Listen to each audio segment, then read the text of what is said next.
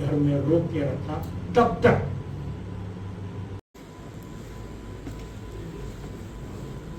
अकीदत है, मुनीर है, उनके बहुत ही प्यारे आर्टिस्ट है कि जब किसी स्वर्गीय, किसी देहांत किए हुए, किसी इंतकाल किए हुए शख्स के बारे में कोई बात करते हैं, अच्छी बात करते हैं, तो उनको स्वर्ग में उनको महसूस होता है। जैसा उन्होंने चाहा था जिंदगी को उन्होंने जिया, कि वो उनके बेटों तक है, उनके शागिर्दों तक है कि वो कितना उनका वो ख्वाब। Thank you so much sir. तो आज का जो पहला और ये आपके सामने भजन पेश करेंगे, शुक्रिया। देखिए, आज पंडित भजन सोपोरी ज़िंदा होते तो आज 76 बरस के होते, और चूँकि वो अब नहीं है इस दुनिया में, भगवान उनको स्वर्ग में जगह दे दे। तो आज जिसने हारमोनी फाउंडेशन ने ये प्रोग्राम यहाँ पर मुनक़्क़िद किया है, ये पंडित भजन सोपोरी के 76वें जन्मदिन के लिए मैं पूरा गया।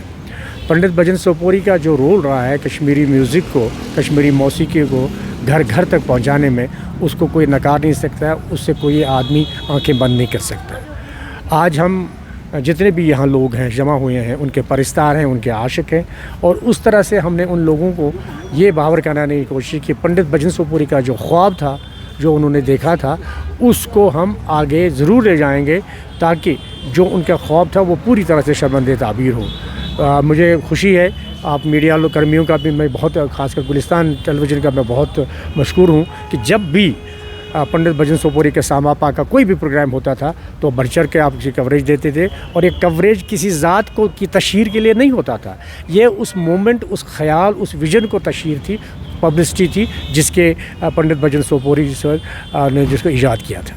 तो क्या कुछ ख़ास बातें? देखिए, भजन सोपोरी साहब ने कश्मीरी मौसीकी को दीवान खानों से निकाल करके घर घर तक पहुँचाया, चाहे वो छकरी हो, चाहे वो गज़ल हो, या रिवायती साज हमारे जितने भी हो, सूफियाना मौसीकी, उसको उन्होंने बहुत आगे तक लिया, और उसको वो बहुत पहचान दी, उसको एक नई पहचान दी, न कि सिर्फ कश्मीर में, न सिर्फ दिल्ली में, बल्कि पूरे आलम में उन्होंने उसको बहुत तशहीर दी, जिसके लिए उनका नाम क़यामत तक ज़िंदा रहेगा। पंडित भजन सोपोरी जी की बर्थ एनिवर्सरी मना रहे हैं। भजन जी कश्मीरी मौसीकी के हवाले से एक ऐसा नाम है जो बहुत देर तक एक तहरीक बनता रहेगा।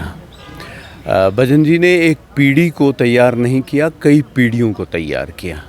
उन्होंने मौसीकी की जो हमारी पुरानी क्लासिकी रिवायत मौजूद है या फ़ोक रिवायत मौजूद है, उसको यूज़ करके उन्होंने नई ऐसी धुनें तश्कील दी हैं जो आज भी हर महफ़िल में बजती हैं, और उन्होंने कुछ ऐसे इनोवेशंस भी की, वो स्टिक नहीं रहे उसी पर, उन्होंने कुछ नयापन इस मौसीकी में लाया, और इसे हिंदुस्तानी क्लासिकी मौसीकी के ज़ेवर से भी आरास्ता किया।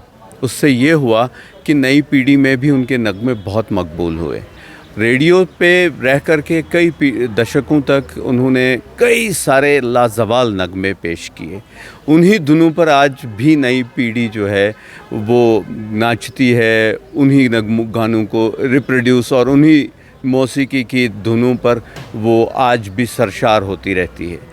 उन्होंने एक लंबे समय तक कश्मीर में एक ऐसी तहरीक बनकर के काम किया जिसका समर हम आज देख रहे हैं। आज जो पेश करने वाले, उनकी खराज में नगमे पेश करने वाले, उनके पॉपुलर सॉन्ग्स यहाँ स्टेज पे पेश करने वाले लोग हैं, वो उनके परवरदा हैं, वो उनसे तहरीक पा चुके हैं, वो उनके सिखाए हुए हैं।